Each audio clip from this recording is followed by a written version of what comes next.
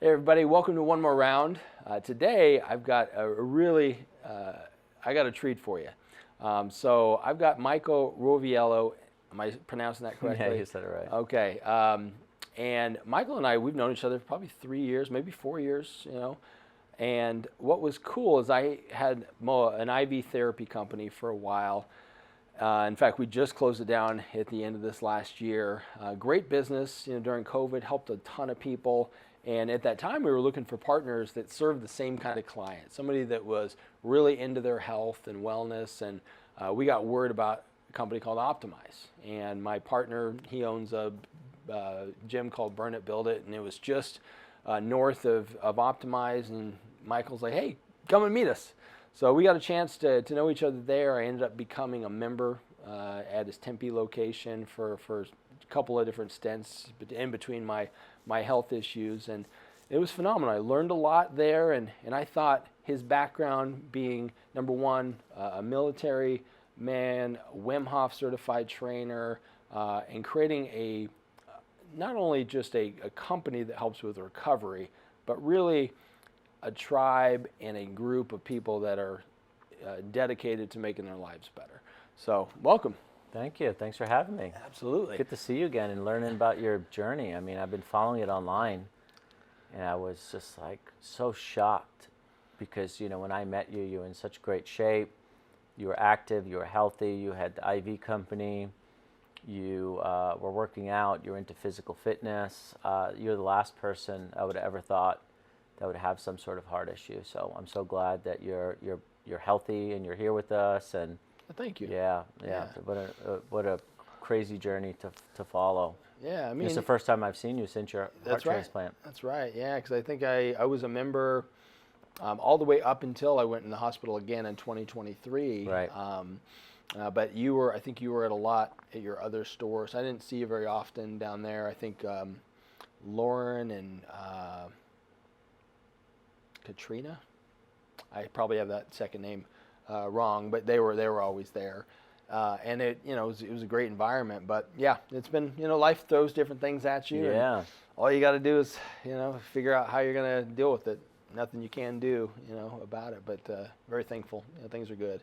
But I've always kind of admired your story as I got to know you. And I mean, you were in the military, but like. Tell me a little bit about before that. Like, where are you from? I grew up in Queens, New York. Okay. Yeah, born and raised in New York City area. My grandparents had kind of immigrated from Italy and came on over, and we grew up in my mom and dad, they were both born in Brooklyn, and then we were raised in Queens. And so I was living in Queens, New York, and Long Island, New York, up until the age of 20. And that's when I made the decision to join the U.S. Navy. Had an opportunity to essentially try out for their helicopter search and rescue program. Mm-hmm. That was on the table. So I went into the Navy basic training back in 1999. Yeah, November 1999. And went through basic training, which is Great Lakes, Illinois. And then immediately after that, they shipped me to Pensacola, Florida. That's where all of the Navy and Marine Corps aviation schools are. Yeah. And so I went through Air Crew School, which is basically water survival school, where you basically just learn all of like water survival techniques. Mm-hmm. And then after that was Search and Rescue School, where you really learn how to be a helicopter search and rescue swimmer. Mm-hmm. And so that's really the route that I was going. And then shortly after Rescue Swimmer School, we went to something called AWA School, which is Aviation Warfare School. And that's mainly like learning how to hunt and track submarines from the sky. So our helicopters were equipped with all kinds of equipment to find and essentially attack enemy submarines. So we did a lot of training there. And then also during my Pensacola time, I met a lot of great people, and mainly it was school command. Pretty much you're just in school down there. So you're a student every day. You're working out, PT. You have probably 8 to 10 hours a day that you're either doing some sort of activity, whether it's physical fitness or in classroom. And once I left there, they gave me orders to go out to San Diego. And in San Diego is where I went through like helicopter school. and I had the opportunity to start flying, learning how to Wow. fly in helicopters and get comfortable using the different systems in the helicopter, because prior to that was like all simulation stuff. And so then we get actually fly and really just learn how to be a crew chief and an air crewman, and also a rescue swimmer, because now you're doing like live jumps and simulations. And we did a lot of training off the coast of San Diego near the Coronado Bridge. You'll see a lot of helicopters out there all the time. There's multiple naval bases right in that area. You have the Special Warfare Base there in Coronado. You have the aviation base. That's where aircraft carriers are. And then you have the rest of the naval fleet there as well, 32nd Street. And then below that, they have, also some aviation training. So San Diego is just filled with military. You have the Marine Corps base up north. And so I got to spend most of my time in San Diego. I was like permanent duty stationed there. What a terrible place to be stationed. Yeah, the Navy has the best places, which is really good. Yeah. And so we would essentially train, and then when the aircraft carriers would go out to sea and deploy, our battle group, we were assigned to a battle group, and that consisted of other Navy ships, frigates, destroyers, aircraft carrier. We lived on the aircraft carrier. That was our home base. And so we would fly, I think, like 8 helicopters on board, and then we would basically set up a rotation for the daily flight operations. So we would do everything from plane guard, which is basically providing search and rescue asset for the planes that are launching off the carrier. You have flight operations all day long. F-18 Hornets. At the time, we had Tomcats, E-2 Hawkeyes, EA-6B, Prowlers, all kinds of. We had a Marine Corps fighter squadron. And so there's about 80 planes on an aircraft carrier, about 5,500 people. Wow, I didn't know there was that many. Yeah, it's a floating city for sure, floating airport. And so we had many roles on that, on those deployments. We would do anti-submarine warfare, protect the battle group from submarines. We would do helicopter search and rescue. Anyone fell overboard, blown overboard, any ships out at sea that were in distress. We were typically first people on site, way out of the Coast Guard's range, of course, right? We would do intelligence operations, combat search and rescue operations. So we got to work with Naval Special Warfare SEAL teams and board ships and do those types of things. And so my first deployment actually was in November of 2001, so just a few months after 9/11. Yeah. We were actually scheduled to leave, I think, in January or February, but obviously because of the conflict, we got moved up. So we had to get our life prepared really quick and head on out. And so we went on, I think, an 8-month deployment to the North Arabian Sea, which is a body of water right outside of Pakistan. So essentially we'd be flying over Pakistan into Afghanistan. And there was 2 aircraft carriers at the time when we arrived. We were the second aircraft carrier, so they had like a morning rotation and a nighttime rotation. So we were part of the nighttime rotation, and that meant that we were basically, our day started at 7 p.m. and essentially ended at 7 a.m. Wow. And so we would do all the night operations, and then the other carrier was doing all the day operations, and there was like 24-hour service of airstrikes and bombing and search and rescue alerts and boarding ships and intelligence operations. I mean, it was great. It was wild, And so that was the first 8 months of my career of my deployment was spent out there. And then eventually we came home, back to San Diego as our home port. I had a place out in San Diego, out in town, so I would kind of get some rest. But shortly after that, the Iraq War started in 2003. By the time we got home, we didn't have much time before they were getting our ship to redeploy and head back out to the Persian Gulf at this time and be involved in that conflict. And then they moved our ship to Korea because there was issues with Korea. So I got to really travel, spend a lot of time all over the world doing operations, visiting some really cool places, meeting great people from around the country, getting some of the best training that the Navy has to offer because of the type of program that I was in. Underwater training, water survival, physical fitness demands. Every year we had to qualify to maintain all of our qualifications, of course. What does the qualification look like for something like that? We had physical fitness readiness tests that was standard from the Navy, and those were typically very easy for us as rescue swimmers because we were in pretty good shape. Then we had our rescue swimmer annual evaluations to make sure that we were still able to do the rescue swimmer job, perform in water, perform in pools. We would start out in pools, and then we would do open ocean stuff. We had to qualify every year on our SAR jumps, which is, properly learning how to jump out of helicopters into the water, retrieving people, first aid, a lot of first aid because we're first responders, we're the first person on site. So our job was to get them, ready and good to go, and then deliver them off to the hospital that usually was on the aircraft carrier. We would also do something called Naval Aviation Training Operating Procedure Standardization, NATOPS. And so NATOPS was an evaluation that we would get every year to ensure that we knew how to operate within the helicopter. So that's everything from pre-flight inspections, post-flight inspections, being graded on our knowledge and ability of how to operate all of the equipment, all the anti-submarine gear. We had sonar, we had a dipping sonar, we had torpedoes, we had missile systems, we had forward-looking infrared, we had machine guns that would mount to the doors that we would have to maintain proficiency on, and that was our combat search and rescue qualifications. We had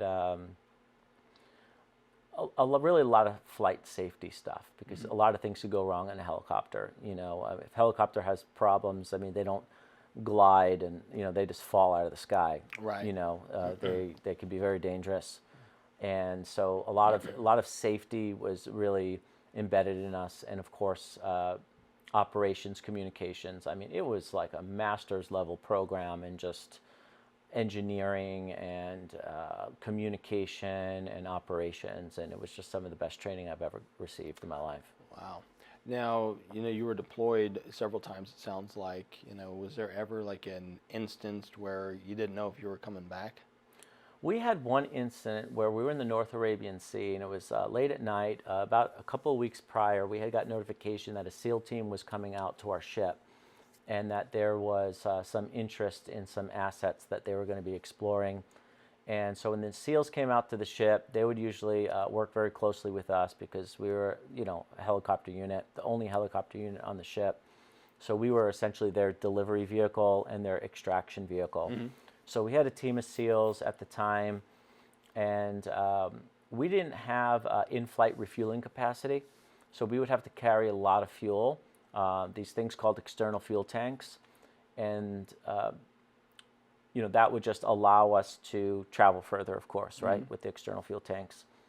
And we would move other ships into position because if we had a really long flight, we would need to land on that other ship in the middle of the night, get more fuel, and then that would give us the legs to obviously get to our destination. So we had one of those flights, and they were doing intelligence gathering, and there was like talks about Osama bin Laden and family members and part of his team that was going to be leaving on ships and trying to escape that area. So there was just a lot of, we were just hunting people at that point, in the war.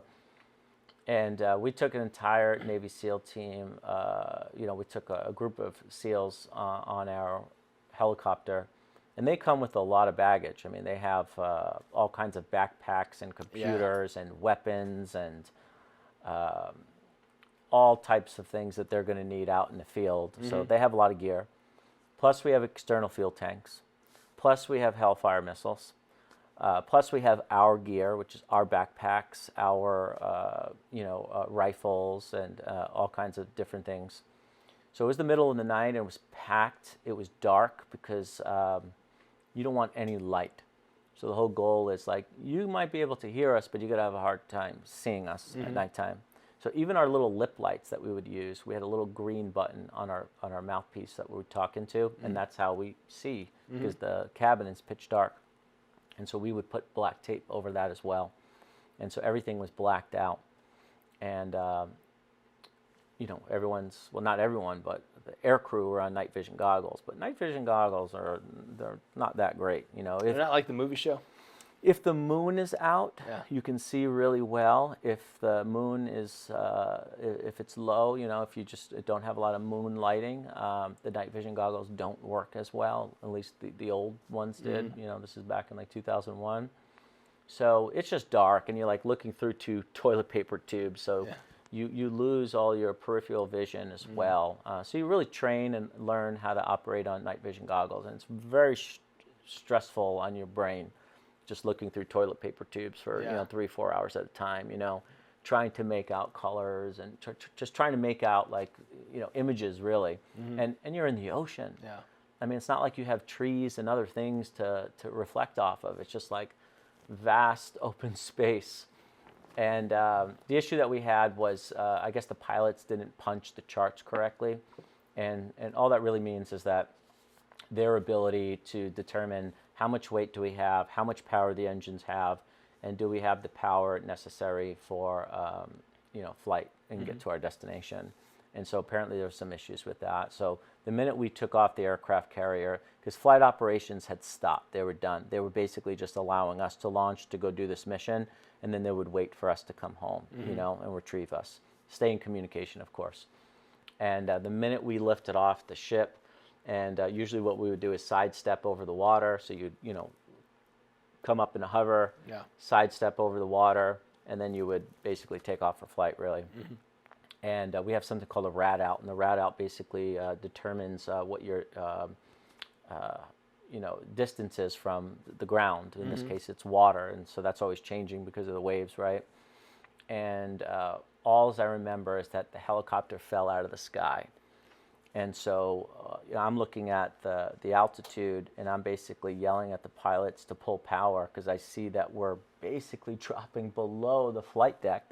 We're supposed to be above the flight deck. We just took off the flight deck, and now the flight deck is above us. Oh. And we have a bunch of people in the cabin, gear. I mean, it's sloppy. You have wires and cords hooked up to your helicopter, and we have all of their gear and our gear. And everything's buttoned up and closed. The doors are closed. The windows are closed. And they are not on the ICS, so they cannot actually hear what's going on. They're just sitting in pitch darkness, noisy as hell. Helicopters are noisy as hell. You have the main transmission right above you, and it's just like squealing. And so we didn't have enough power. And so the pilots are trying to pull power, and we were getting closer and closer to the water. I think our wheels actually were hitting the water at that point. Our tail was dipping, and at the minute your tail or your rotor arc hits anything, you're done. Yeah. And when helicopters hit the water, they turn upside down right away, and we had to do a lot of training. There's a training in Pensacola that we did called the Helo Dunker, where you really learn how to survive a crash, and all that really means is that prepare for impact. Once you prepare for impact, you'd have to grab a reference point because immediately all of the weight of the helicopter is on top, the motor, the transmission, all of that. So it's naturally going to float, it's going to sink upside down. And so, your reference is gone, right? Where's the front door? Where's the front? Where's the back? It's pitch black. And so I was getting ready to basically go down. And now we're going to have to essentially fight each other to get out these 2 exits, which we have a small window on the left and we have a door on the right, but you're not really able to open up the door once it hits the water. So you're going to have to pop out that window. There's like an emergency hatch release, and then we're going to have to all find our way out of those window points, like 6 people in the back, and while holding our breath. And you can't exit the helicopter too early because the rotor is still winding down. And so the last thing you want to do is leave too early and get your head lopped off. Yeah. Exactly. So there's training that we do where we basically go upside down. We hold our breath upside down in pitch black darkness, and then we wait anywhere from 15 to 20 seconds or so. And then what you do is you unbuckle yourself and you find your exit. And that's what we were trained to do. And so I grabbed a point. The pilots are trying to pull power. They realized they did not have enough power. And so luckily enough, the pilots were smart enough to jettison the missiles, which causes weight, and jettison the external fuel tanks. And so we were able to jettison some weight, really just, there's these little explosions that go off. And then that allowed us to have more power to basically pull out of that situation and get back to safety. So that was a close call. I had another close call in the deserts of Fallon, Nevada, where the pilots did not see some power lines, and we were flying really low. We would practice all of our low flight flying out there. We would fly sometimes 50 feet off the deck, which is not very high. Yeah. Giant helicopter. I mean, these are Black Hawks, basically. Yeah. The Navy's version of a Black Hawk is called a Seahawk. Same manufacturer, just slightly different configuration. And in that mission, in the mountains of Fallon, Nevada, which is like no man's land out there, we had to fly underneath power lines, which you never do. You always spot power lines from a distance. You obviously make sure that you go over them. The last thing you want is your rotor getting caught in a bunch of power lines. That's gonna send that helicopter right into the ground. So yeah, I had a couple of close calls that we were able to pull out of. No injuries, survived, scared. Yeah. Did some safety briefs after and just like figured out like what we did wrong and how we can make sure that it doesn't happen again, and those types of missions. And we had a lot of scares, of course, over the years in flight, flying in and out of different countries where we'd have chip detectors or transmission issues, and we would have to be talking with people over the radios, or we did some emergency landings. So when it comes to maintenance on helicopters, you're always like making sure everything's dialed in, maintenance is being done right, you're checking the helicopter before and after. I mean, there's just so many potential issues that can happen. And so we're always trained to really look for discrepancies. Yeah. Wow. So that was your time in the military. And then when did you transition out? So I transitioned out in the end of 2004. Okay. And I made the decision that I was going to get out and move to Arizona. I was very much interested in getting into the business world. I had traveled a lot in my military career, had a lot of flight hours. I had a great, successful career. I was actually in a position where my next duty station most likely was going to be back to Pensacola, Florida, to be a rescue swimmer instructor at the schoolhouse. So that was on the table, or I was going to be a flight instructor in San Diego for the new recruits that were coming out of Pensacola, that were going through the helicopter training that I had gone through. So I had a couple of really good options. I made the decision at that time that I was just going to go back to civilian life. I was going to buy a house. I was going to move to Arizona. I was going to get a job. And I was going to pursue my career in business. When you're on the ship, there's a lot of downtime. Yeah. So you're either reading books, playing video games, working out, or really just kind of shooting the breeze with the other guys. I mean, it's kind of like a floating prison. There's nothing to do. There's really no activities. You're either flying or you're hanging around. And we would fly about 7 days a week out there. So the tempo was really high. And so I was getting a little burnout. I was dealing with some pain and issues and inflammation, which translated into some issues when I had gotten out. And so I just figured, okay, let me give a shot in Arizona, and let me try the business world and see how that works out. I had a desire to go back to school and get my undergraduate degree, and wind up getting the undergraduate degree and going back to school and getting a master's, and then I got another master's degree after that. So I was like very bullish on just like learning and trying to build my own personal portfolio and accomplishments at the time. And so that's what I did. Yeah, I transitioned out of the Navy. I moved to San Diego. I moved from San Diego to Scottdale, Arizona. I bought a house. I started working for a university. They had an office. They had a military department within the university. And so every single person in my department was ex-military. They were either prior service, retired, or a lot of them were still on reserve duty or National Guard. Wow. And so it was a really cool community because I'm there literally with about 500 people or so that were all ex-military from all the different branches. My boss was a retired Army officer. His boss was a retired Air Force officer. So it was just a cool environment. And it was like a nice way to transition out because, we Still still got had the that- same language, same Still got that camaraderie. brotherhood. Yes. But now you're not in a prison anymore. Now you're in Scottsdale. Oh yeah. Yeah. I was super impressed with Scottsdale. Yeah. I grew up in Queens. I moved to Arizona. I was like, wow, like what a beautiful place. Yeah. Like visually beautiful. The housing back then was super cheap. You could buy a beautiful house in Scottsdale with a pool and a garage. And in New York, that's just not possible. Yeah. New York's so expensive. You don't get a lot for your money. The taxes are crazy. So to know that at the age of 25, just about to be 26, I'm going to own my own house in North Scottsdale. And I grew up very humble beginnings. My mom was a single mom raising 4 kids, We had to just figure shit out. Yeah.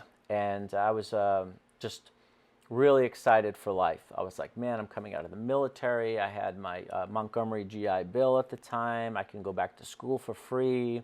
I now work for a university, which the school was free. That was one of the perks. I started out really as an entry-level job. I was in excellent shape, but internally I had a lot of problems. I had a lot of issues that were just starting to come to the surface that I wasn't necessarily addressing. Is this from military or childhood or? I think it stems from everything. I think it's a variety of things. When I do the research now and I just really take a close look back at my life, is that if you live a life that's in sympathetic dominance, that means your nervous system is always primed for fight or flight. And a lot of first responders deal with this: firefighters, police officers, ambulance chasers, people in the ER, right? Your body has to learn how to be, your mind has to learn how to work under stressful conditions. You have to be impulsive. You have to make quick decisions under pressure. You're just kind of used to that pace of life. And so I think the hard part for people in those types of positions is that they don't know how to navigate out of that. That's just their daily mode. Lots of coffee, lots of bad sleep, learning how to function under bad sleep, kind of patting yourself on your back and like, yeah, it's a badge of honor. It's a badge of honor. Yeah, it's a badge of honor. I'll sleep when I'm dead kind of thing. And eventually that catches up to you. And it did. It caught up to me in a big way. Yeah. Well, I want to hear about that. But I know exactly what you're talking about. I've been in business for myself really since I was 19, but full-time since I was 26 years old. And so I've had a lot of business partners, and I've gotten to know the business world really well and been very fortunate, through that process. But I know some people in business that have what you're talking about, that like constant fight or flight, and like they think that's how they have to succeed. Right. And what I know about them and what I've learned and observed is they have to, if they don't have chaos in their life, right, they have to create chaos. Yes, and I did that. I did a good job of that. They created opportunities for them to be to create that thing that they needed, and they didn't realize they were doing this. Right. And I had one business partner, specifically, and bless his heart, like he had no idea that he was doing this. Right. And I'm like, you are your own worst enemy. Yes. Like things are good, and then you figure out ways to complicate them, and it's not how life needs to be. No. But hearing the way you described it, like I never realized like how people got into that situation. I just knew how to observe the animal, so to speak. Right. And then I knew how to work with that particular person, or it's my business partner always told me, once you know the animal, you know how to work with them. Sometimes you just got to back away, and sometimes you can work with them in different capacities. So like kind of going into that, and you now coming into the point where you're learning this about yourself, where maybe you're having to create some chaos and you've got to have this constant fight or flight. Like what's going on in your life at this point in time, and what from the business world, how are you transitioning with all this? I was in a position where success was the only thing that was important to me, and so I did a very little self-care. I thought that by going to the gym and building bigger muscles was self-care, and it's not. A lot of times that's a distraction. It's really what I learned. I was heavily drinking. So here's my current state. I get out of the military. Everybody's super proud. I just got to serve in essentially 2 conflicts, that were, broadcast as throughout the world. I was proud of my military service. I was proud of the work that I did out there. I had not gone down different rabbit holes quite yet. I was a bit arrogant, a little bit intense. I remember when I was in the service, I remember there were certain things that were happening. I was having like these waves of pain and issues that I was dealing with that was causing me a lot of pain and neurological issues. And they would come in waves, and I didn't fully understand what they were, but I pretty much would numb them with anti-inflammatory meds and alcohol. And so I had an alcohol problem. And mainly my alcohol problem was I didn't know when to say no or when to stop. And so if I went out drinking, and I would just drink until I would black out and then not remember much the next day, which is common, right? And I never thought I had a problem, and I didn't know why I was numbing or the fact that I was numbing at all. Like, what was I numbing? Like, you know? And so that was an issue, and that kind of started, you know, early on, teenage years. So it wasn't just something that I learned in the military. I did not go into the military an angel, you know, by any means. I grew up in inner city New York in the 80s and 90s, you know. It was a little bit rough. And I remember long flights, so we would fly a lot at nighttime because you had to get a certain amount of flight hours, and flight hours are extremely important so that you can obtain certain qualifications that you were ready to do missions that were necessary. You know, if you're going to go into hostile territory with a group of Navy SEALs, or one of our main missions was combat search and rescue, and really what that means is F-18 fighter pilot has to eject over a hostile territory, and now they're in the middle of no man's land, and they're most likely being tracked and hunted by the opposing forces. How do we sneak in there very quietly, find them, and get them out to safety? And so we would practice that a lot, and that takes a lot of practice and a lot of unique type of flying and lots of training. And I remember spending hours and hours and hours on these night vision goggles at night, which you're always kind of having to move your head because you lose your peripheral vision.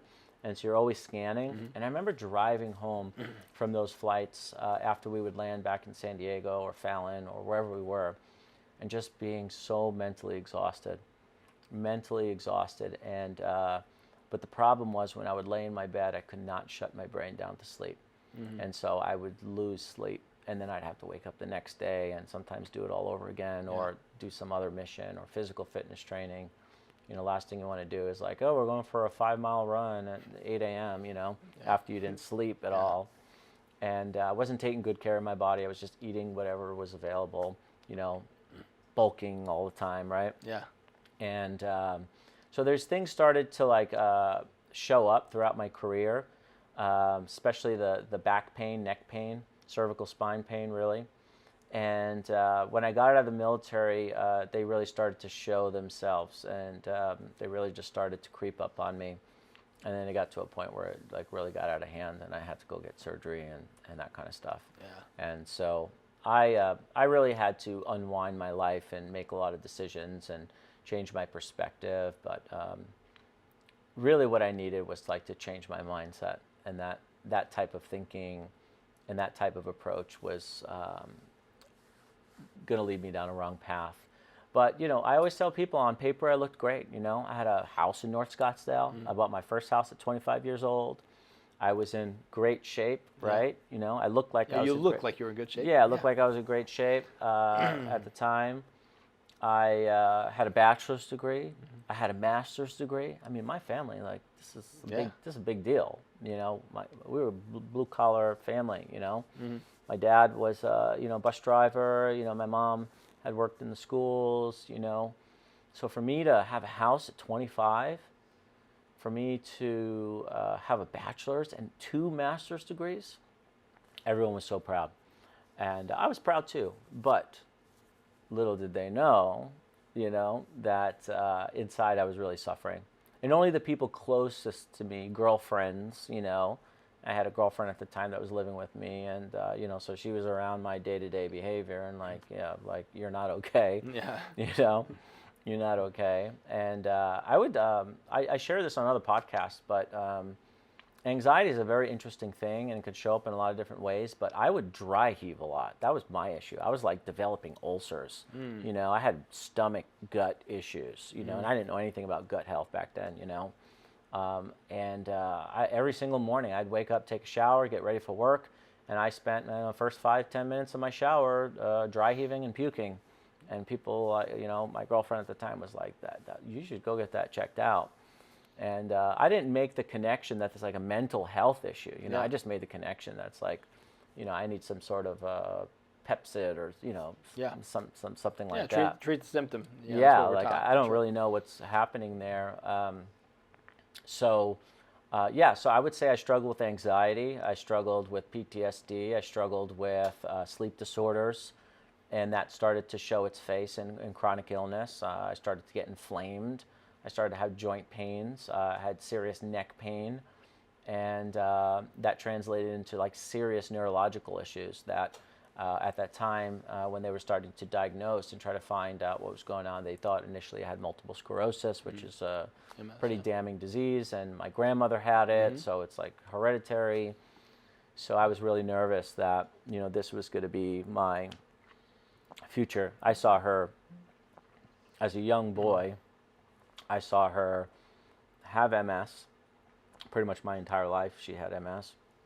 She went blind. She was paralyzed, and she needed to be taken care of until she passed. So I started to get really scared, and that was like one of my main wake-up calls. Was like, oh shit, like this is like your life could really be significantly different, which you just went through. Yeah. So you understand. And I found out that I did not have MS, which I was super relieved. But I did have a really severe cervical injury, cervical spine injury, and that was causing me to leak spinal fluid, affect mobility, affect strength, affect the nervous system, of course, and that required an emergency procedure, and that required something called an anterior cervical. Basically, they open up your neck, they move your esophagus, and they fuse parts of your spinal cord, and they install something like a 3-inch or so titanium plate with screws, and then they use cadaver parts to allow the spine to fuse, and that takes about a year for it to fuse properly. And so I'd have to go back for periodic checkups. And then as I was going back for these periodic checkups, I was realizing I had other issues, more pain, more inflammation, more issues. And so I went back down the rabbit hole of more injections. They do these epidural shots, more pharmaceuticals, pain, pills, inflammatory pills, and it was starting to damage my liver and kidneys. And so now I was just like creating other problems. And so I felt really defeated. But in the back end, I'm still, going to school, have a good job. I had moved up the ranks. I had done such a good job. I took what I learned, the confidence that I had learned through U.S. Navy, translated really well into civilian career. So I had great leadership skills. I had an amazing team. I went from an entry-level, basically employee for the university and the military department to becoming their senior director of operations, essentially overseeing about 550 people at the time. Yeah. And flying to DC and, working on building relationships with government agencies, Department of Education, and all these other agencies that governed us at that time. And so I mean, once again, maintained really good success, made good money, had lots of toys to show for it, which I had, a house and a boat and motorcycles and fancy cars. But really what I found out that I was essentially trying to buy myself happiness through the external world. Yeah. Looking for happiness outside of myself. And that's really short-lived, It is. Yeah, like you get a little spike of happiness for a while, but then eventually you get back to the same place. But I still hadn't changed my habits. I was still drinking. I was still, taking prescription medications. My thought process hasn't changed. So like my type of thinking was still the same. It was go, go, go, go, go. And I did not know how to rest and digest and just relax. And that was something that was really going to be big part for my healing. Yeah, it's a parallel to that is bankruptcy. Like a lot of people that go through bankruptcy, because they get into different things and challenges and stuff, but many of them don't change their habits. So Right. unfortunately, what happens is usually within 10 years, a portion, of those people go back and they do the same things that got them into those issues before because Sure. they didn't change their mindset. They got to reset, right? But they never changed the habits. Right. So now you're at a point, you start to realize that I don't know if it was a realization, but what was the genesis of you starting to make this transition to realize and know, I got to work on some things upstairs and healing? Well, I was getting feedback from the people closest to me, so my behavior was impacting their life, so I was starting to see it, but I wasn't very accepting of that yet. I was still very much stuck in ego, logical, analytical thinking mind, ego, not operating from my heart. So I was affecting the people around me. I had a stint where I had gotten to a point where the stress levels were so high and just felt so out of control that I almost took my own life. And so that was a point where I was like, okay, like this is really serious, and I need to do something different. There was a friend of mine who was my neighbor actually at the time, and he had, I was just dabbling with personal development, and when I mean like personal development, it wasn't like, how can I make more money? How can I 10x my wealth? Yeah. It was like, more or less like, how can I just like feel better inside? Yeah. That type of personal development. More Wayne Dyer than Tony Yes. Robbins.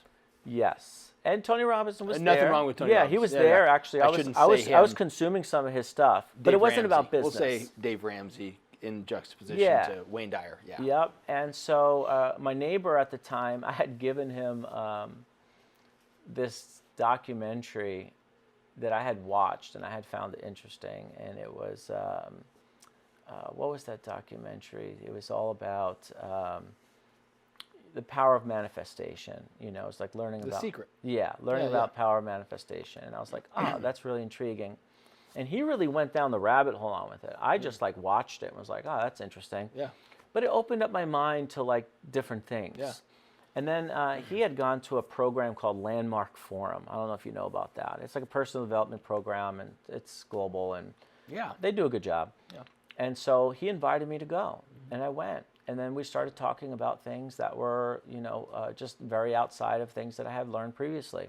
I mean, things that I had not learned in school, things I had not learned in my upbringing, things I had not learned in my military career. And it was all about running rackets and the lies that we tell ourselves every day. And there was also this element of being vulnerable. And in my career as a military operator, like being vulnerable was just not something that we led with. It was like armor. Yeah, it's a negative. Yeah, armor, true. armor. And listen, that's really important for the job. When you're under that sort of stress, you kind of have to operate that way. But I was not living in that sort of stress, but I was creating that stress in my life that was unnecessary.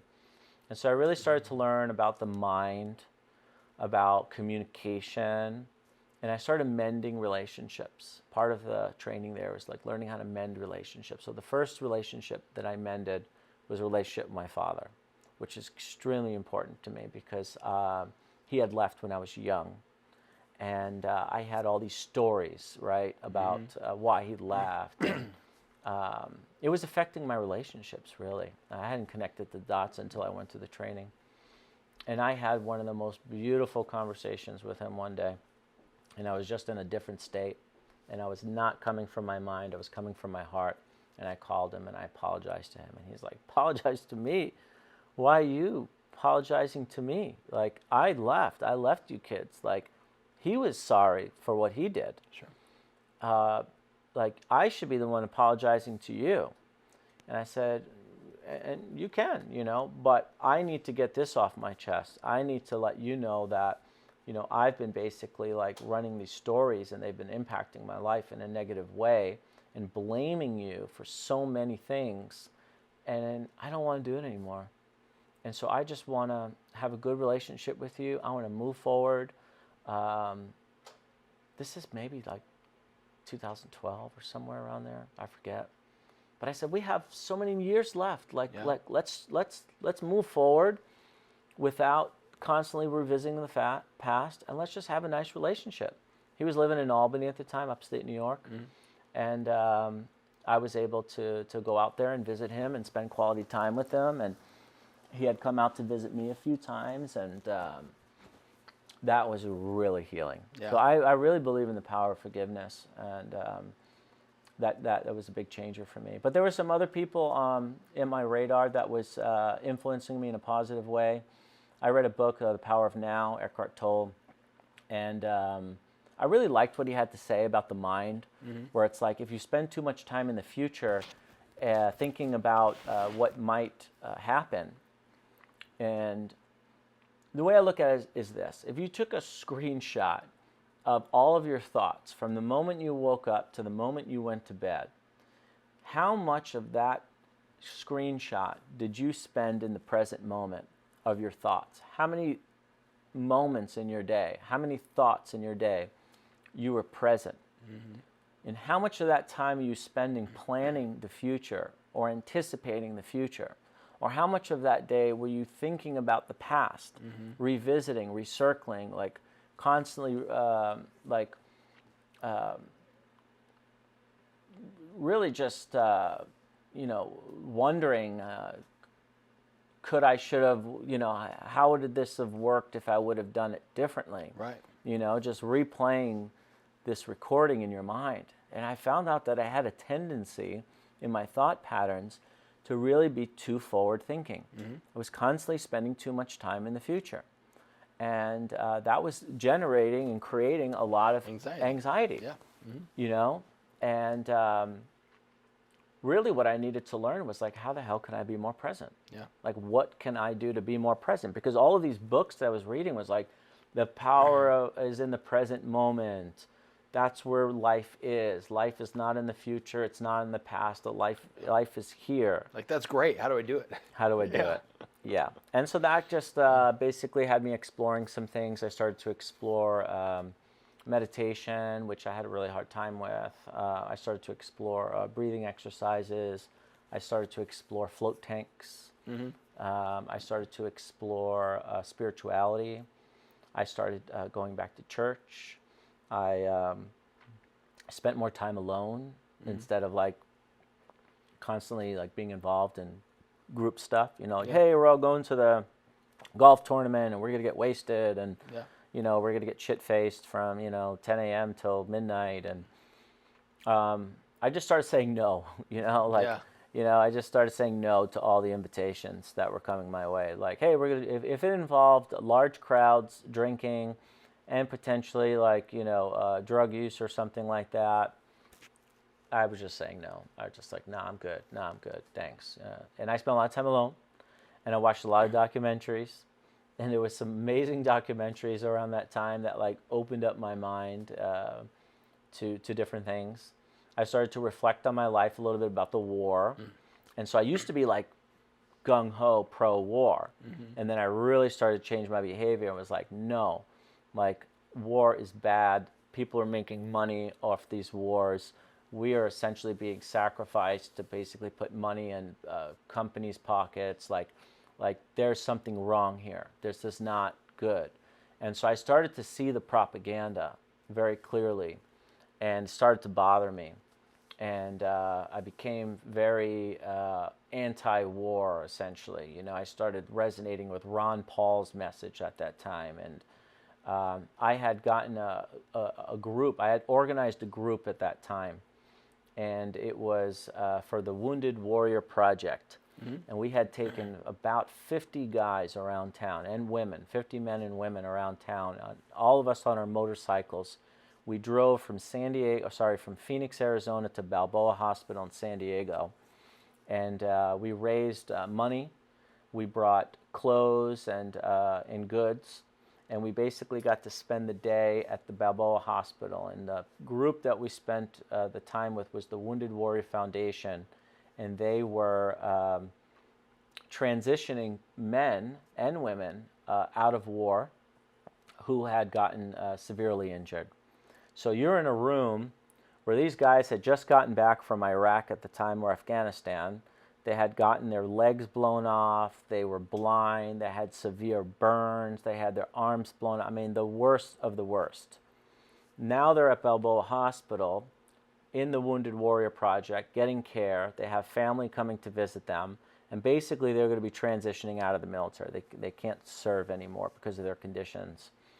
And they are dealing with physical pain, trauma, mental health, emotional health issues.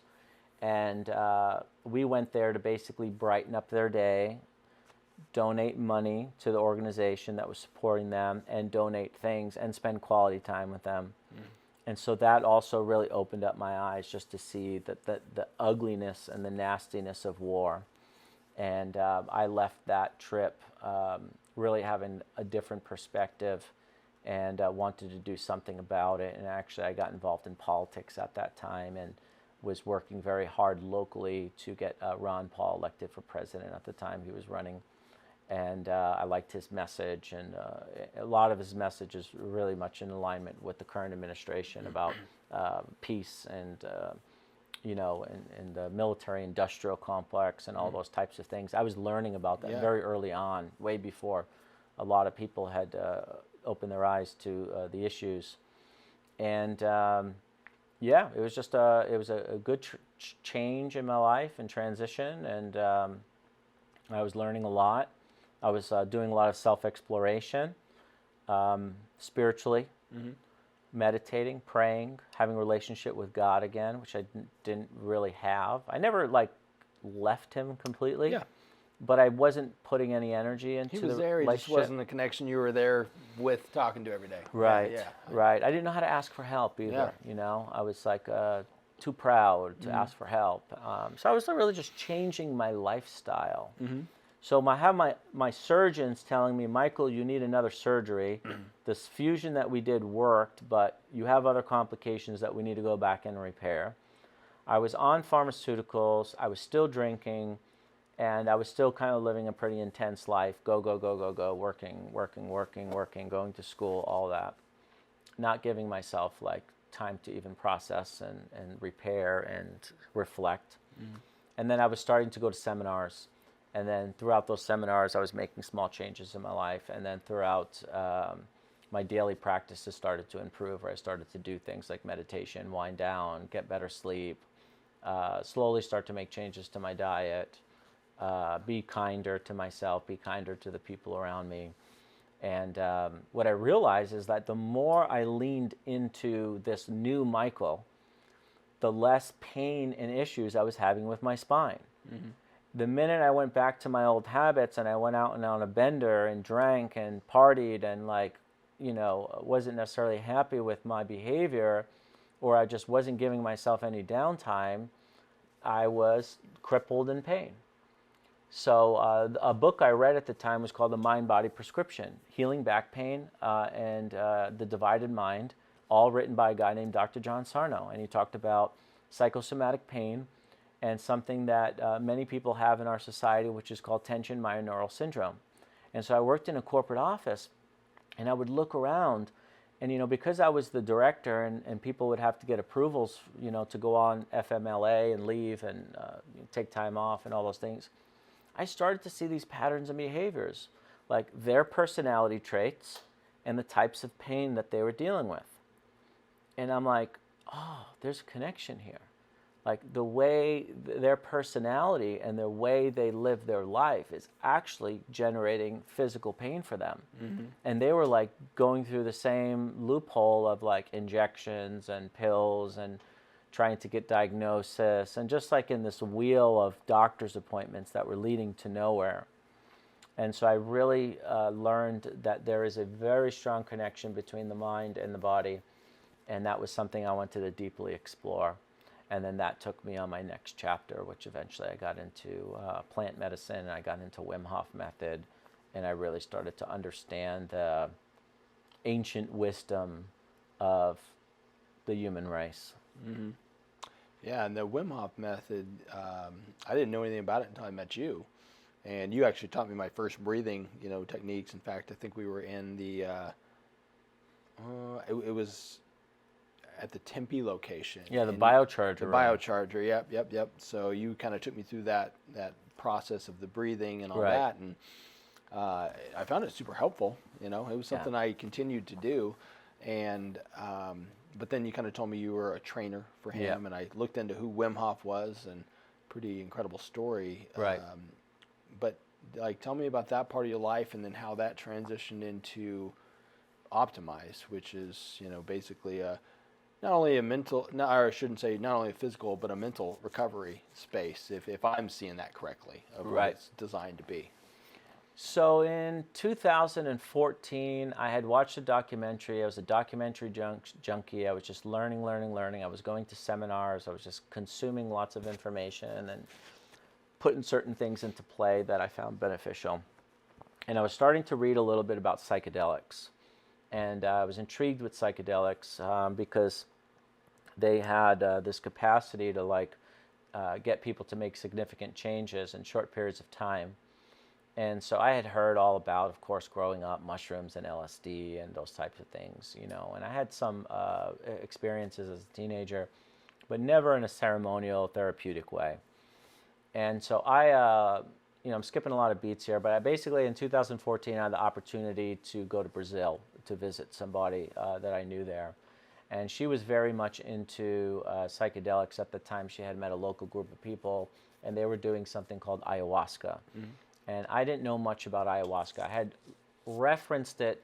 It had been referenced in a documentary called DMT, the Spirit Molecule. Mm-hmm. And so I was aware of it. I knew that it was like this indigenous practice that was this powerful brew of, it's basically a leaf and a vine that they boil together, and they make it into this like muddy muck of liquid. And then you drink this liquid, and then like 30 minutes later, like it comes on pretty strong. Mm-hmm. And so I had known the basics, but I didn't know much about the experiences, the lineage, the culture, the history, the origins, or really the therapeutic benefits of it. But I'm like an exploratory type of guy. I'm like a pathfinder, you know. I'm always willing to try stuff out, even though it might be a little edgy, and then get my information, really learn about it, study it, research it, and then like bring it to people if I think it's a good idea. I've always kind of been that way, and that's exactly what I did. I went down there. I think I did like 3 ayahuasca ceremonies in the 10 days that I was there. I had a magnificent experience, a beautiful experience. I had learned a little bit about their culture. I had learned a little bit about their songs and their lineage, and then I really started to see the therapeutic benefits. Like, it was literally changing my perspective, like real time, immediately, on very applicable things. I went into these experiences like, oh, I want to know like how the universe was created and who is God, and those types of big questions. And they're like, when you're under the influence of that, what do they always say with ayahuasca ceremonies? Like, you can set your intention, but the medicine will always give you what you need, not what you want. And so I wanted to know about the fabric of the universe and how things worked, and I liked that types of conversation and thinking, but really was just like, look at what your behavior is doing to the people around you. Look how you're communicating with the people that you work with. Like, look how your behavior is impacting your physical health. Like, it was just like literally a mirror showing me these things. And so even though ayahuasca is an indigenous medicine from the Amazon jungle, and can be seen by, as more of like a pagan type of ritual or something of that nature. And so I know sometimes it gets like poo-pooed by religious organizations. But I had the opposite effect. It actually strengthened my relationship with God and Jesus Christ, and even Christianity in many ways, There's a saying, that many people are aware of, like, the kingdom of God is within us, and so I really felt that very strongly. And so I had left the jungle with some new perspective, or Brazil with new perspective, and more curiosity to learn more about these cultures. And not just the Amazon tribes. I was very much interested in North American Native American tribes, Central American Native American tribes, South American Native American tribes, indigenous tribes of Australia. I wanted to learn about indigenous people throughout the globe, because Europe used to be tribal and indigenous, and Sure. most people Yeah. just like forget that. You know, they just automatically go back to like the Renaissance and different things like that. But like, you know, the tribal people. And so what I learned is that many of human tribes throughout the planet were using different types of substances, whether it be mushrooms, psychedelic cactuses, ayahuasca, different types of DMTs. They were all like utilizing that, fire ceremonies. They were using cold water for types of healing and spiritual use. They were using sweat lodges and temazcal in Mexico. They were very much all connected to what I would call nature-based spirituality. And I was intrigued by that. So I continued to learn and study, and I eventually gone down to Peru and had more experiences and learned more and went deeper down that rabbit hole. But there was a documentary that came about at the time, and it was Wim Hof on Vice. And I watched the documentary, and so his message at the time was, you can overcome many things in your life, the power of the mind, learning how to find your inner stillness, learning how to connect deeply within yourself, connect deeply within nature, that the cold was his teacher, that you can get to these transcendental states through breathing exercises. And so I resonated with his message because I was open to hear it. And I was hearing it through a different lens than I would have, say, 10 years prior. And, you know, skipping a bunch of beats here, he happened to be in LA for a 2-day seminar. And I was working in my corporate office in Tempe, and I literally just booked it, got an Airbnb, drove out there, and attended a 2-day seminar. And was super inspired by him, his message, the people in the group. They had some scientists come, and they were talking about the research that has been done on the Wim Hof method and on Wim Hof specifically. They had injected him with an endotoxin at the time at Radboud University in Netherlands, and learned that he was essentially able to experience no negative effects, or very little negative effects of the endotoxin, which really attacks the immune system. It basically increases inflammation. Endotoxins, just like a flu or COVID, it'll increase flu-like symptoms, or you know, which is low energy, fever, lethargic, you know, all the bad things that come from that experience. And that he was able to not have any of those experiences because he was practicing mind techniques and breathing techniques. And then eventually what they did is they took a sample of young men, and they had them do the training as well, and then he compared them to a group that did not go through the training, and they gave them the endotoxin as well. And that group had like a 100% score. You know, basically minimizing the effects of the endotoxin, allowing the system to regulate inflammation, allowing the white blood cell count to stay active, which essentially is designed to defeat the, you know, the pathogen. And also, the main thing that came out of that study was his ability to directly control his autonomic nervous system, which is the fight, flight, rest, digest system that really controls everything. We are electrical beings. You know, our minds, our thoughts are electrical, and that's always translating through the nervous system and powering our everyday movements and states of being. And I was very intrigued by all of that work. And so on that trip, on my way back to the desert by myself, with coming off like a high of the weekend, I made the decision that I was going to leave the organization that I was with, come cut the golden handcuffs that I had and pursue a life of teaching, pursue a life of health and wellness, pursue a life of sharing breathing exercises, mindset techniques, cold water therapy, and then eventually got into biohacking and Optimyze and all those sorts of things. So I transitioned out of my corporate job shortly after. I stayed on for a while, made like a really good arrangement, and then eventually stepped into the world of self-employed entrepreneurship, hosting workshops, and teaching. Started really just teaching around the valley, and then eventually got into teaching out of state, and then eventually got into teaching out of the country, and then decided that it would be a good time to open up a location where people can practice daily. And that's kind of what inspired us. Wow, that's awesome.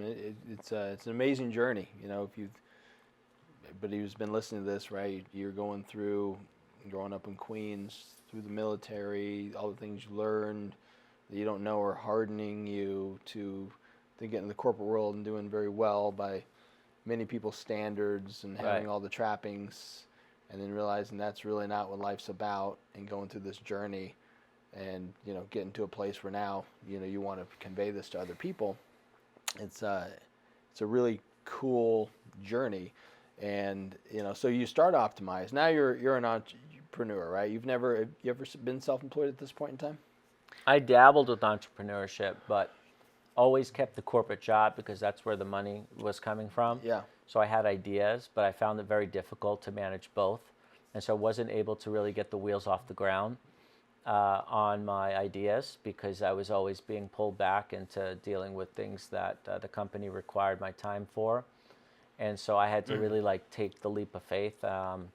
People explain entrepreneurship like jumping out of a plane and really learning how to build the plane on the way down.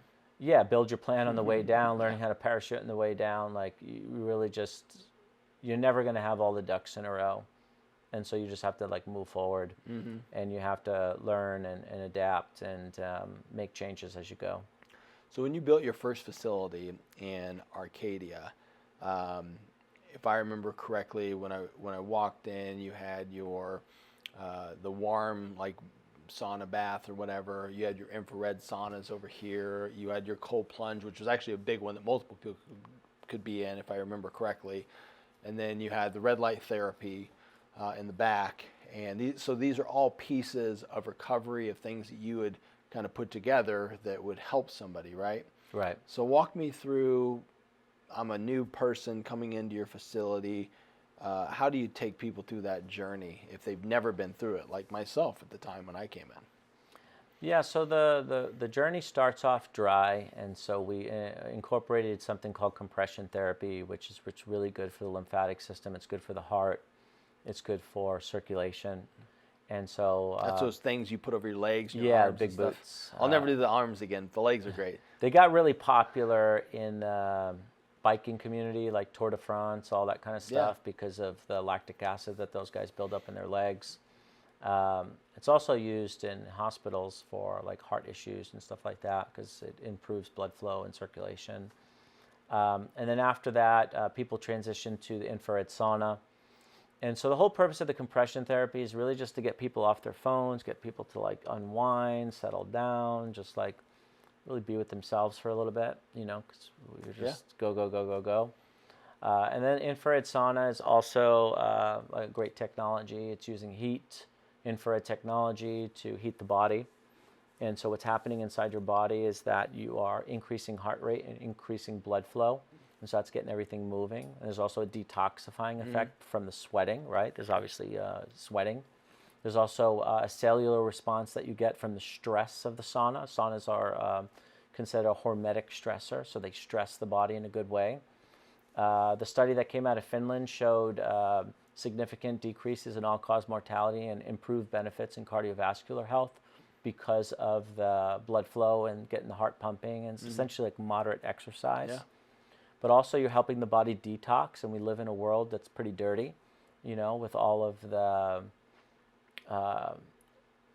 endocrine and estrogen disruptors that are, in stuff. Processed foods. And Yeah, things like foods and deodorants Topicals, and yeah. topicals and scented candles and you name it. I mean, we live in a pretty toxic environment, Yeah. especially here in the U.S. We've really gotten far away from nature. And so sauna being a great way to improve physical health, but also mental health. It's a great tool for mental health because when you're in a sauna, it's just really you and yourself. And so you get to really process a lot in that 20-minute session. It's teaching your nervous system how to adapt and react to stress because people tend to get very anxious in the sauna, especially once it gets really hot. You get claustrophobic. So it's really teaching you how to adapt to stress in a healthy way, especially through practice. And then just the cardiovascular and cellular benefits are phenomenal. And after that, then we would have you get into the cold plunge experience. And cold plunging is also one of those tools that teaches you how to react and adapt to stress because when you go into 37-degree water, automatically your nervous system is going to hit the gas pedal and go into fight or flight.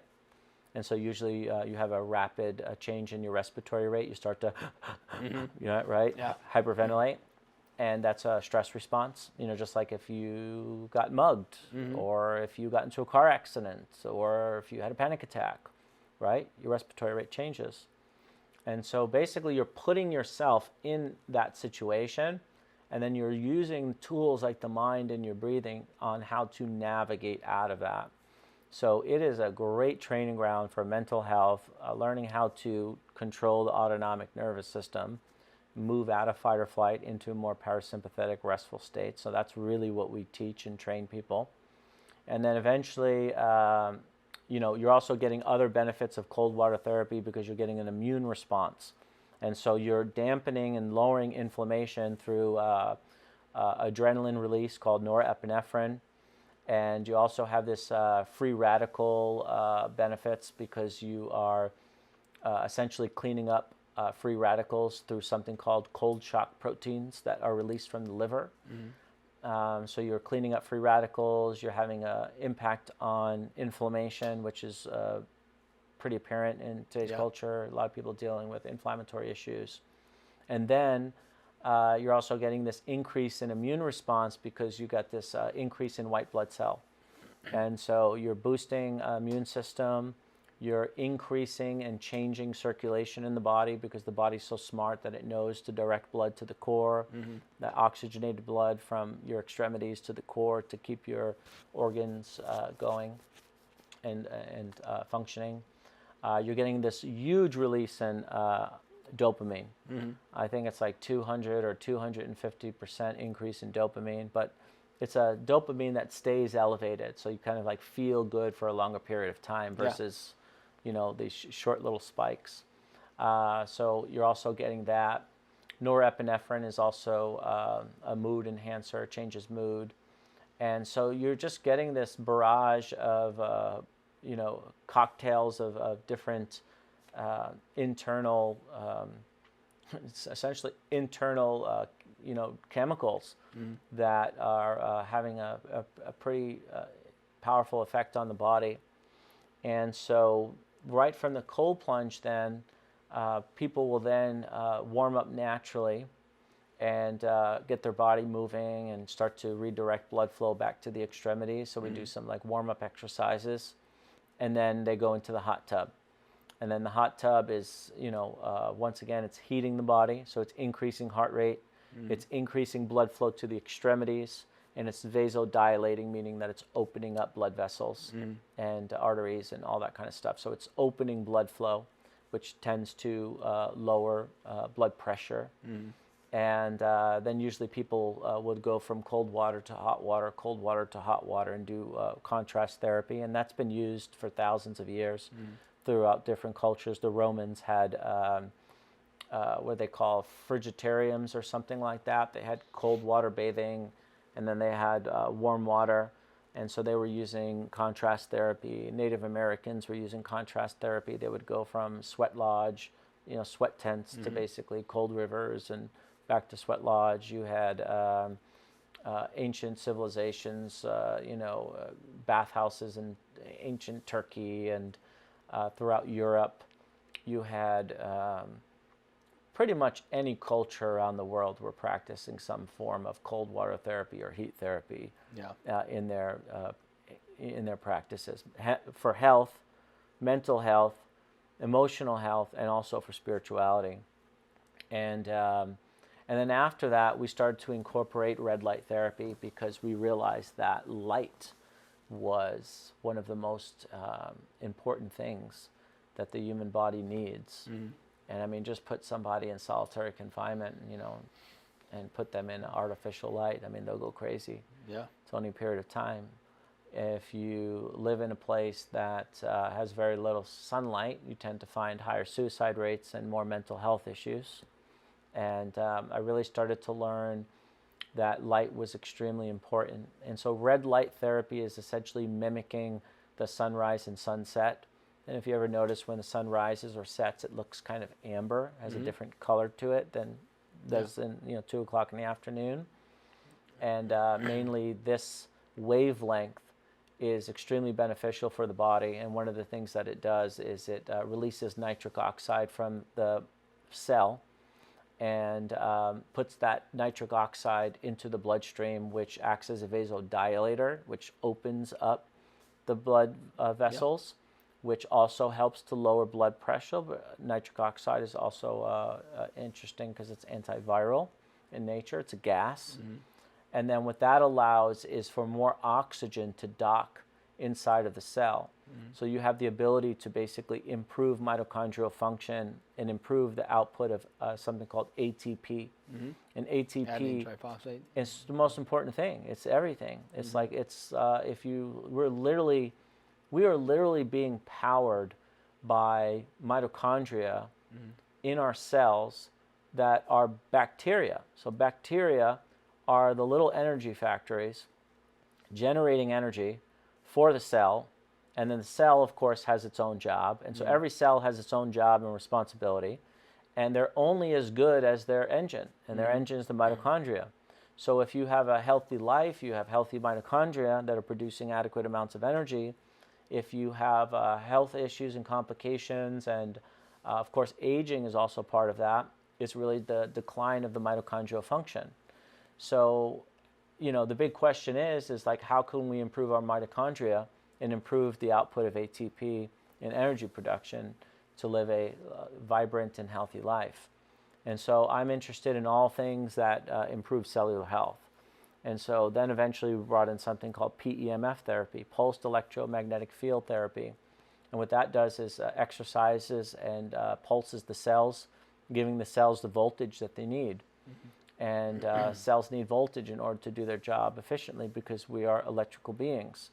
And the mitochondria then have the ability to also improve their output of ATP and enhance their ability to convert oxygen into energy.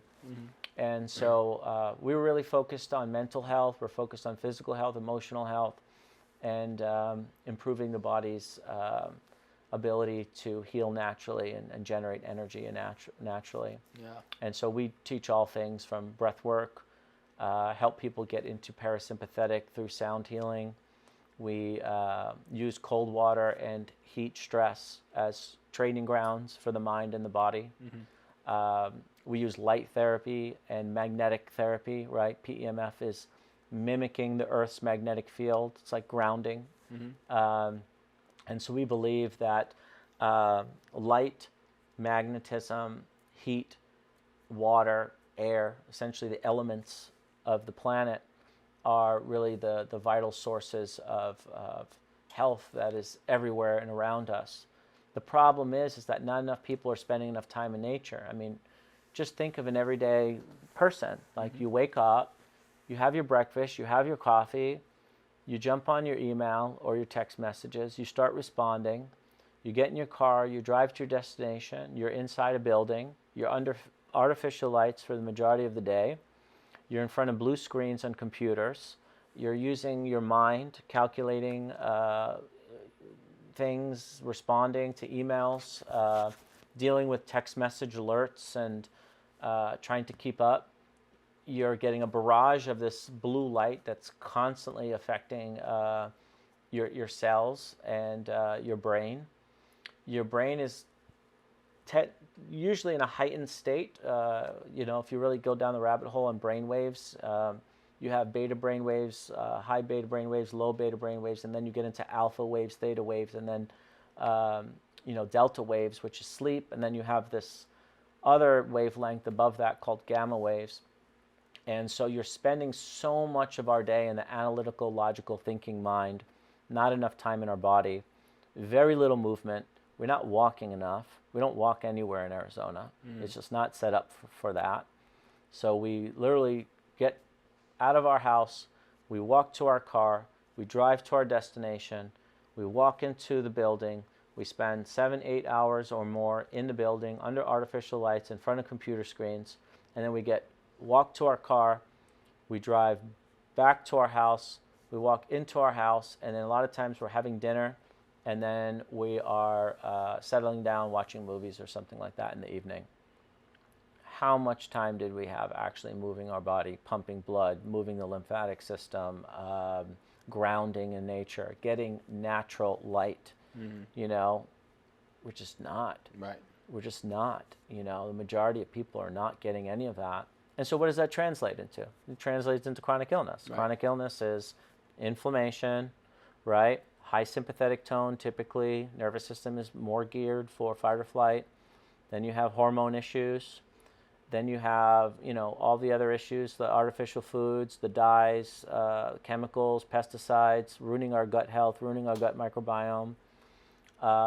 We are getting way too much blue light. So the blue light is messing with us because artificial light essentially tells the brain, blue light essentially tells the brain that it's daytime. And so the signal that we're receiving is that it is 12 o'clock in the afternoon. You need to be awake and alert. And when you're watching TV at 10 o'clock at night or staring at your phone in bed, you're getting a barrage of blue light that's telling your brain that it is daytime. Like no point to settle down. And it's actually reducing the amount of melatonin production. And melatonin's not just a chemical or molecule that's designed to make you sleepy. I mean, it plays many other roles. It's an antioxidant. It's doing a lot of cleanup that's necessary to keep the body healthy. And we're not getting the deep sleep that we need, so therefore we're not getting fully recovered. And then we're just powering our way through the day through coffee and uppers, and then people are using downers to get to bed, Ambiens and different things like that to fall asleep. Yeah. So we are in this vicious cycle, but it's all our lifestyle and our habits. There is no silver bullet. It's no like take this supplement or do this 45-day workout training. It's a lifestyle change, really getting back to how the body's designed. And the way the body is designed, it's designed for hot and cold temperatures, extremes. It is designed to wake up with the sun and be active throughout the day and productive throughout the day. And at nighttime when the sun goes down, really the only thing we should be seeing is red light. In the old days, we sat in front of fires and we settled down and went to bed. Or, even, a couple hundred years ago, not that long ago, we would light candles in the house. And we had candles creating, the ambient light to do the things that we need to do in the evening. But what do they all have in common? No blue light. Yeah. There was no blue light past sunset. And so we would get drowsy, and then we would get good deep sleep, and we were most likely grounded back then as well. And then we would wake up recharged, most likely cold because we didn't have heating systems and stuff like that. We'd be cold. And then we would be active throughout the day, productive, moving the body, moving the blood, moving the circulation, pumping the heart, hunting, gathering, working, and then we would settle down in the evening. And so this is really the cycle of life for thousands of years. And now we're completely out of the cycle.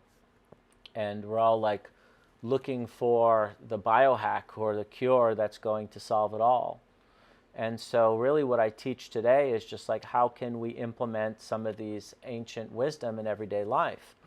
Starting with the types of food that we eat, which is predominantly very high in carbohydrates today. Every meal that we eat is carbohydrate dominant. You know, French fries, rice and pastas and cakes and bread. I mean, we eat enough carbs to basically run a marathon, but we don't even run a quarter mile, you know, throughout the day. So we're taking in enough calories that would sustain us through a marathon, but, you know, we walk to our car and walk to the office. And so working with people to reverse a lot of these, you know, lifestyle habits and programs has been very challenging. And I always tell people, start with food first, you know, especially when it comes to mental health. People are like, oh, I have anxiety, I have depression, I have ADHD, I have all these things. And, you know, strong labels. But if you just changed your eating habits and eating time periods, you're not eating 10 o'clock at night, you know, because it's impossible to get good deep sleep if your heart rate is elevated. So if you're eating very late at night, especially a like high calorie meal, ice cream or something like that. Sweets, right? Or I mean, insulin resistance, I think, is one of like the main issues in today's society. But and we can like a lot to talk about here, and I don't want to go too much into food, but you basically are keeping your heart rate elevated when it really should be slow. And when your heart rate is nice and slow before you go to bed, your nervous system will have a what they call is more heart rate variability. You'll have more variability within your heart rate. And then the more variability you have in heart rate, the more your nervous system is in a parasympathetic tone, where it's really resting and recovering.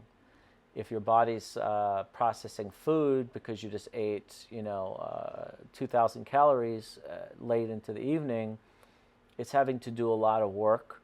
That means the energy essentially is allocated to break down that food and digest it properly, and it's not being allocated to recharge and recovery the body like it should.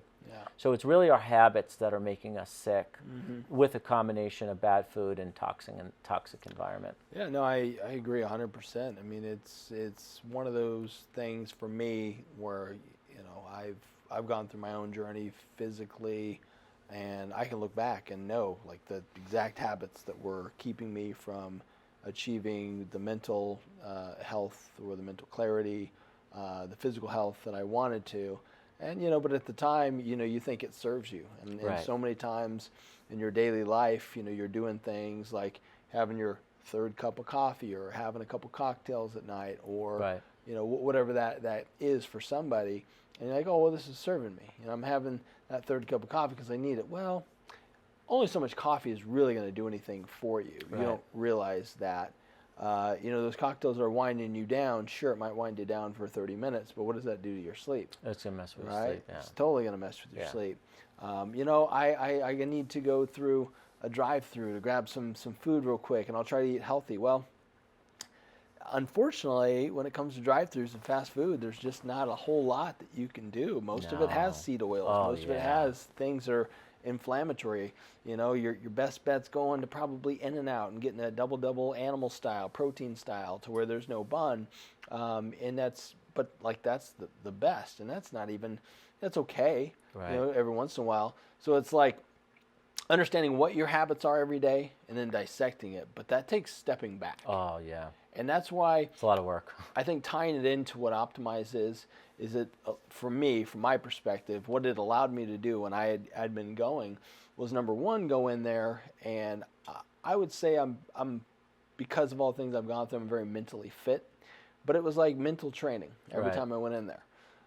You know, I distinctly remember getting into the infrared sauna, and one of the things that always made me laugh every time it happened, you'd be sitting there, and I'd be looking at my legs because you're usually in like swim trunks, and these beads of sweats would evenly start popping up on my leg.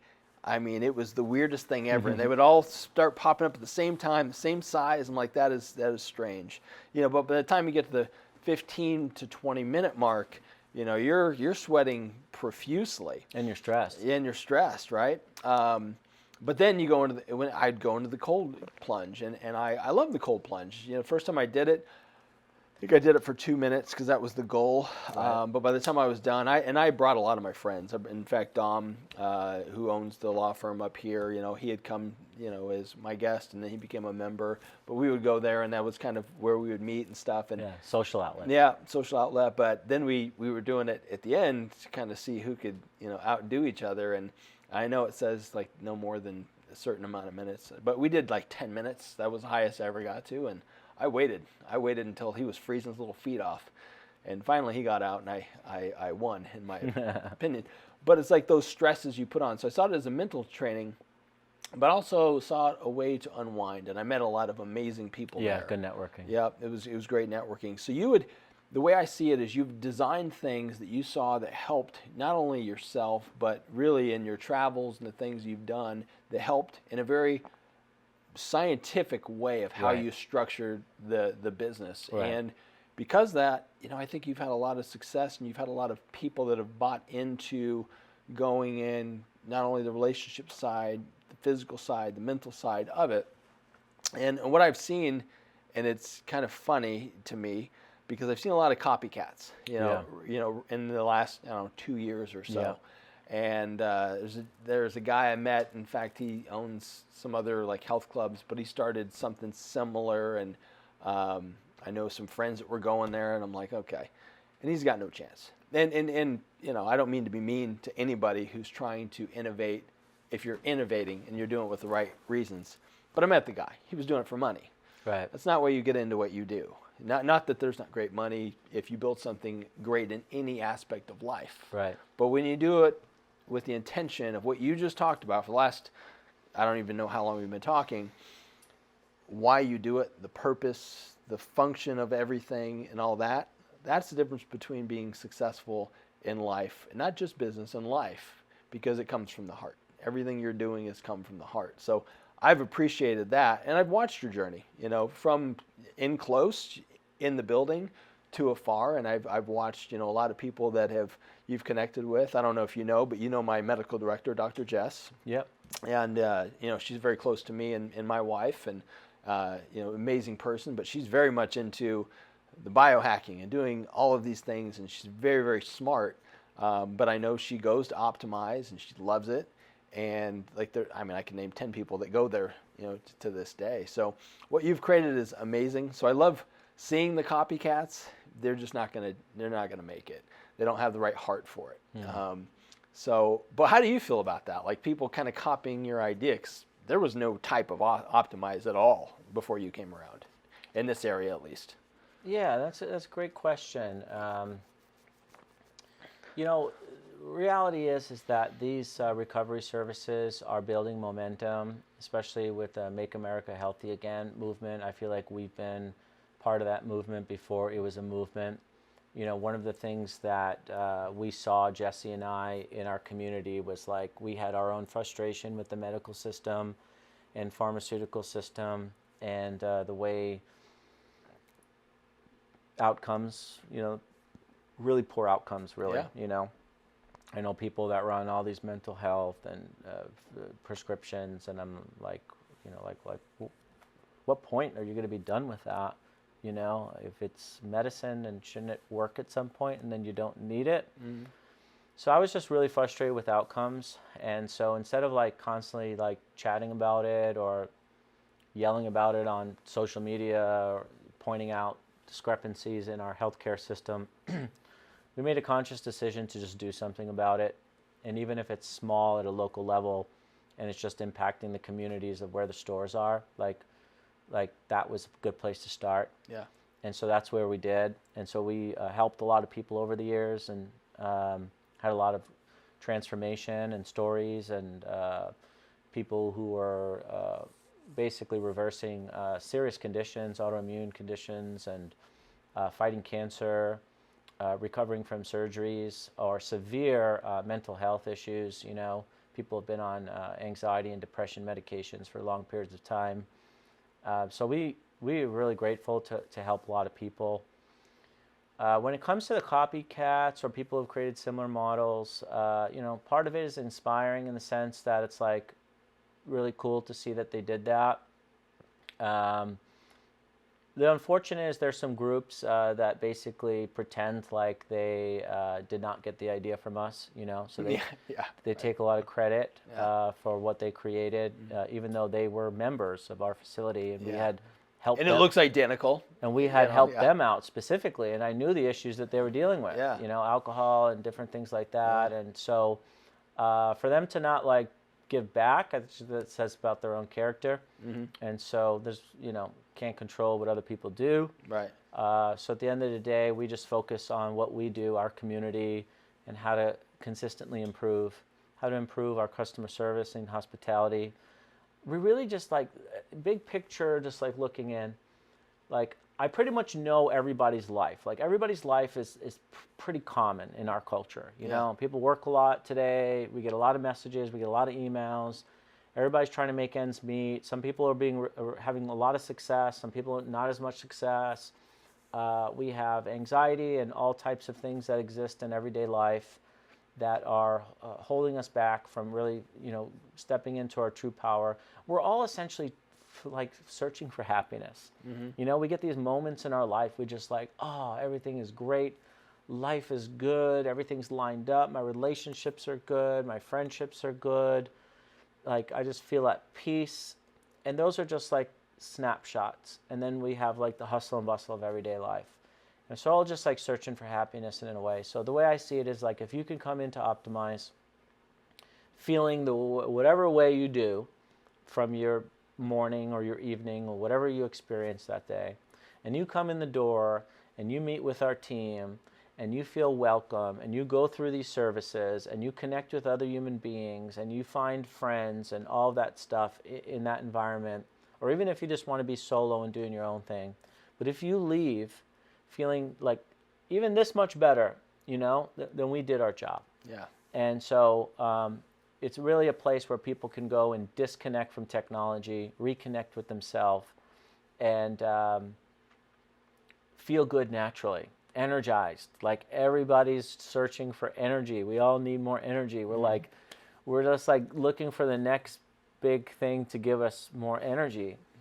And all of the technology that we have in our center, one thing that they all have in common, they have a handful of things in common, but the one thing that they all have in common is that they all essentially exist in nature. Compression therapy is basically massage, it's touch, it's human to human.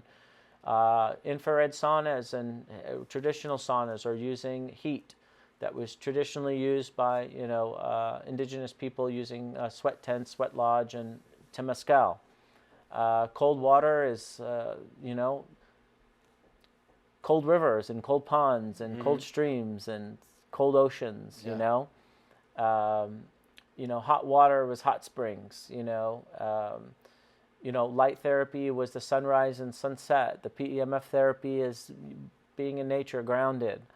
So really what we've done is condensed. We've used ancient wisdom, used new technology, and put all of the therapies in one place where people can maximize their use, so they can really go through a circuit of utilizing the services that are all going to have a direct impact on circulation, direct impact on inflammation, cognitive health because of the inflammatory and some of the different things that are released in the body, like I mentioned earlier with dopamine and norepinephrine and whatnot. And most important really of all, they are helping us learn how to adapt and react to stress in a healthy way. Because if you live a life where you just cannot train for stress, or you're not trained for stress, you're screwed. Absolutely. Life is going to really kick you around. You're going to be on all kinds of medications to try to balance your mood. You're going to be chasing hormone treatments to try to balance your hormones. You're going to ruin relationships because of your behavior. You're going to step into depressive states and disconnect from humans and all of that. Life is going to be really hard for you. And I was blessed with the ability to go through Navy helicopter search and rescue training and do underwater drills and learn from the best of the best, in the world, to learn how to adapt and really operate under stress. But everyday people are not getting this type of training. Right. They're just not. You're not going to get that in your undergraduate program at the local university. It's not going to happen. Yeah, and that's really, I mean, what you've created. You've created the ability, if you boil it down, for somebody to go in and put stress on themselves, and it forces them to adapt and to learn. By doing that multiple times over and over, that translates in your everyday life. Yes. And like Joe Rogan's been doing the cold plunges for a long time, and everybody knows who he is. But he says, I do something really, really hard every morning. I hate it. I never want to do it. Right. But I do it every morning because now I'm forcing myself to do something hard, and then everything gets a little bit easier throughout the day. In the day. Yep. And it kind of boils down to that. Like, you brought all these things in nature, you've utilized technology that is forcing you to do something hard, teaching your body to adapt, and then come out better. Every time you walk back out that door, every time I came back out that door, I felt a little bit better, like you were saying, and things were just a little bit easier. So I don't want to take any more of your time, but I will say, if you guys are in the Arizona area and you're watching this, because you have 2 facilities or 3 now? 3 now. 3. Where's the 3rd one at? Our newest location is 32nd Street in Thunderbird, right off the 51 highway, in a beautiful new shopping center there. That's Optimyze North Phoenix. We have our original location on 38th Street in Indian School, which is Optimyze Arcadia. Mm-hmm. And then the one that you're most familiar with is Optimyze Tempe, which is Guadalupe, McClintock. Yeah.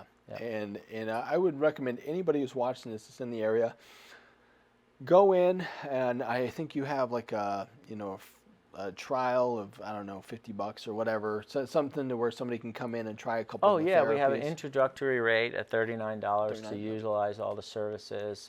We have packages, memberships, 1 month packages. We have a variety of different options to tailor to people's needs and their ability to get there and utilize the services. Well, I would say go in and try it. Try it at least once. I believe you'll find that it's extremely beneficial, and it's kind of fun too. You're challenging yourself. And if you're watching this and you're watching me and you've watched this far into this episode, chances are you'd like to challenge yourself in life. Otherwise, you would have probably checked out, in the military part, and you're like, I just want to watch, Netflix or something. So, this was really great. I'm glad you reached out to me about coming on the podcast. I followed your story as well, and I've seen, your successes, and I had thought about actually having you on way back when I started this. So timing is everything. So this worked out great. So I appreciate your time today. Guys, I know you got a ton out of this. You're probably going to see clips of all types of different clips of this. This was probably the least I've ever spoken on any of my podcasts, which is awesome because Michael did such a great job of telling stories and science and breaking things down. So there's going to be a lot of clips of Michael, and I want you to share them. Share them out with somebody who can utilize it. Let's get more people into realizing that health can come from nature, rather than all of the things that are hit on you when you're watching commercials and watching the pharmaceutical world. You can heal yourself to a large degree in life. So we appreciate you, and we will see you next time.